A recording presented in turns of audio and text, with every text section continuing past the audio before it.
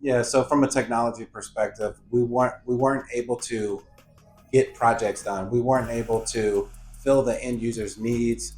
We weren't meeting the members' needs because we couldn't deliver the technology solutions that they wanted in a modern environment today. So the main thing is just doing activities that equal, more revenue and less expenses, right? And taking the information from the CEO and propagating that down throughout the entire environment. So we have tremendous leadership, but it was making sure we delivered that crystal clear message that aligned with the business goals all the way down from the highest to the lowest person in the organization.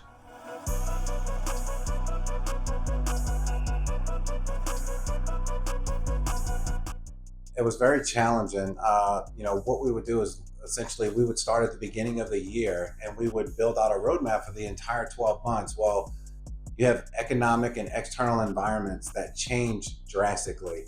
So, as a financial institution, we need to pivot as a business and do things differently. So, when we had to change something quickly, well, we had already defined goals in January. When June rolled around, it was a completely different direction.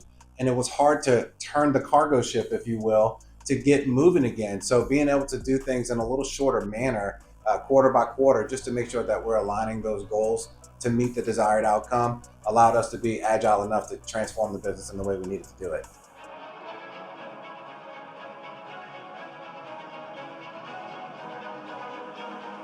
I think it's really important from a guardrail perspective, putting and defining, those guardrails up that says, look, we're going to do this by this date, and being able to hold people accountable, the rocks, the milestones, being able to say we're on track and we're off track. Let's not waste a lot of time talking about things that don't need to be talked about, which drain a tremendous amount of our team meetings.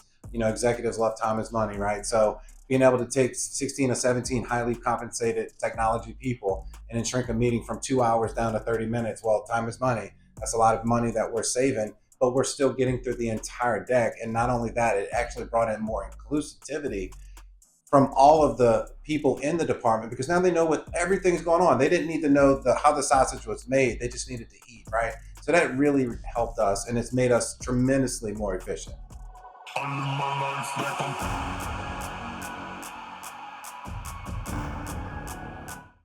So I can tell you one is time saving has been tremendous. Team building has gone up because now people feel included in everything. It's not like we're working in silos. So literally, everything is broadcasted out to the entire department. So even if they don't do something or need to do something, they heard it's happening.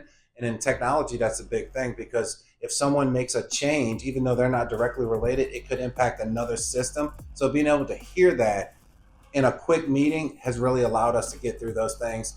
And then besides that, I would say overall, just the people like structure. And if you can put them in a structured environment, they perform at a much higher level. And to not have to micromanage people and say, look, here's your quarterly rocks, here's your milestones, let's create some to dos. If it's not working for you, we'll create that issue and opportunity. We'll talk about what needs to be talked about, and the rest of the things just go away.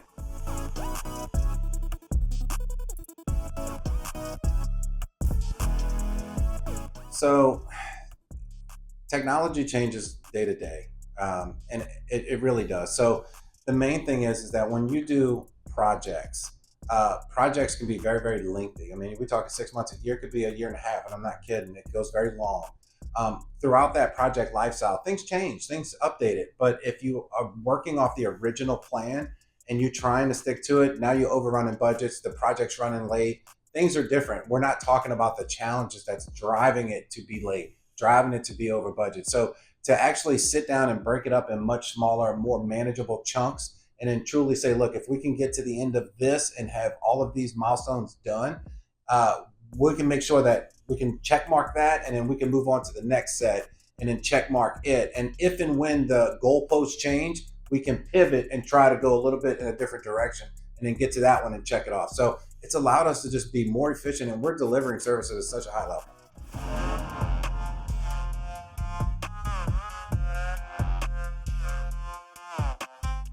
I think it's important because we have to build our team off of trust. And I think we have a tremendous uh, team camaraderie. We have a tremendous amount of trust, but I think to have that third party that says, well, you're really being as honest as you could be. Are you really holding people the way you could be, right? So being able to have a person like you and Exit Momentum come in here and basically say, look, we see this across all industry verticals. It's not just financial institution. It could be Caterpillar, it could be whatever. But the people problem is usually the one that gets people the most. So having you sit back and say, well, hey, is that really happening at every department, right? And that's been the biggest benefit for me.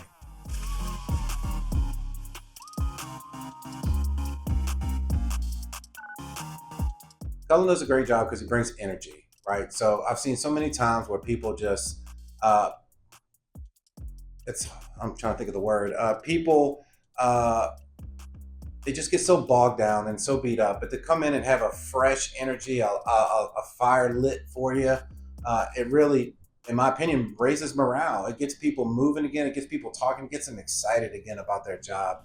And I really do think that's what you do the best for us.